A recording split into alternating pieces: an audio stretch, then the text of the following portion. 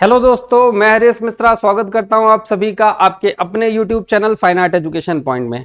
हमारे पीछे बैकग्राउंड में ये जो पोस्टर लगा हुआ है, ये किसी फिल्म का पोस्टर नहीं, किसी मूवी का पोस्टर नहीं, ये हैं पीयूष पांडे, भारतीय विज्ञापन के जादूगर। ये पोस्टर जो आप देख रहे हैं, ये कोई मूवी नहीं है, ये वॉइस ऑफ इंडियन एडवर्टाइजिंग के नाम से जाने वाले पीयूष पांडे हैं, क्योंकि विज्ञापन जगत में इनकी ये जो लेखनी है, इस लेखनी से इन्होंने जो जो लेख लिखे विज्ञापन के लिए आज हमारे और आपके दिमाग में घर कर गए हैं, लेकिन हमें पता नहीं है कि ये इन्हीं के द्वारा लिखे गए थे। आपके दिमाग में जो जो लाइनें इन्होंने सेट की, अपना नाम पीछे करके, आपको नाम नहीं पता है लेकिन इनका काम याद है। आप यहां ध्यान देंगे, दो बूंद जिंदगी की पल्स पोलियो अभियान के तहत जो ये लाइन अमिताभ बच्चन के द्वारा कही गई थी, वो पीयूष पांडे द्वारा ही अपनी कलम से ये लाइनें लिखी गई थी। ठंडा मतलब कोका कोला, एक समय में खूब ऐड आया, हमारे दिमाग में वो लाइन अभी भी बैठी हुई है, वो भी इन्हीं के द्वारा लिखी गई थी। 2014 में बीजेपी चुनाव अभियान के तहत अब की बार मोदी सरकार, अच्छे दिन आने वाले हैं, हम सबके दिमाग में अभी भी बैठे हुए हैं वो सब। एक एक लाइन, बहुत ही सुंदर लाइन लिखी गई थी इनके द्वारा, और वो लाइनें आज भी हमारे दिमाग में घर कर गई हैं। फेविकोल का मजबूत जोड़ है, टूटेगा नहीं, याद होंगी आपको लाइनें, वो भी इन्हीं के द्वारा लिखी गई।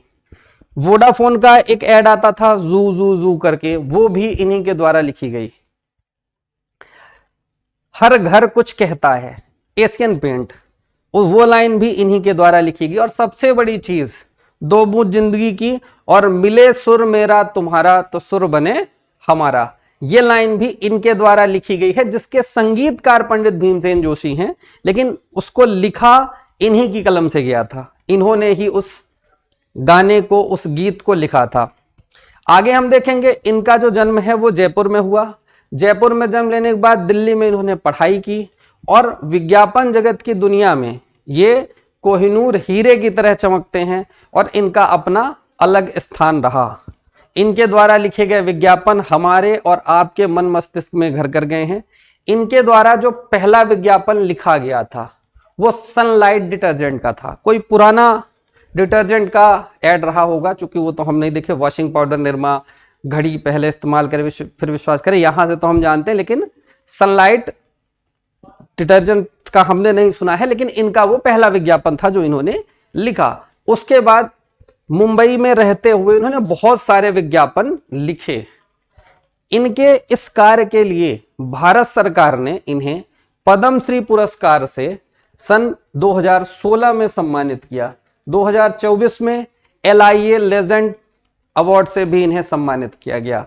हाल ही में 2025 में इनके बारे में हम देखेंगे कि 2025 में 24 अक्टूबर 2025 को 70 वर्ष की आयु में मुंबई महाराष्ट्र में इनकी मृत्यु हो गई। विज्ञापन कला जगत के लिए अनमोल कोहिनूर हीरा थे। इन्हें विज्ञापन जगत में हमेशा के लिए याद किया जाएगा।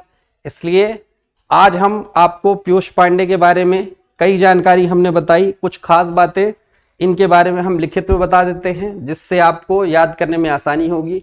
पीयूष पांडे विज्ञापन लेखन के लिए जाने जाते हैं, वॉइस ऑफ इंडियन एडवर्टाइजिंग इन्हें कहा जाता है। मिले सुर मेरा तुम्हारा, जिसके लेखक पीयूष पांडे हैं, लेकिन संगीतकार पंडित भीमसेन जोशी हैं, क्योंकि इनके बारे में एक बार प्रश्न बन चुका है कि इसे किसने गाया है, इसके संगीतकार कौन है, तो पंडित भीमसेन जोशी है, लेकिन लेखक कौन है, पीयूष पांडे ही थे।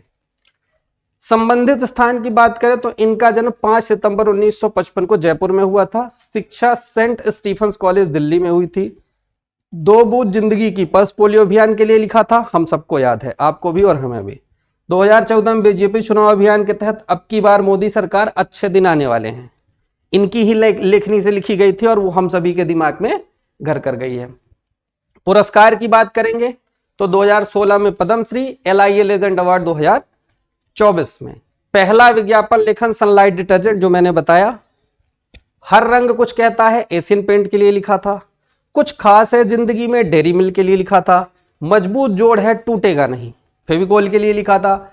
ठंडा मतलब Coca Cola, Coca Cola company के लिए लिखा था। बुलंद भारत की बुलंद आवाज, बजाज स्कूटर का जो ऐड आता था पहले, उसके लिए इन्होंने ये लाइन लिखी थी, बुलंद भारत की बुलंद आवाज। इनकी मृत्यु 24 अक्टूबर 2025 को महाराष्ट्र मुंबई में 70 वर्ष की आयु में हुई थी। तो इस प्रकार जो रिसेंट में 2025 में 24 अक्टूबर 2025 को जिनकी मृत्यु हुई, विज्ञापन कला जगत से संबंधित कलाकार हैं, इनके बारे में आज हमने जाना। मिलेंगे नए वीडियो में, तब तक के लिए धन्यवाद।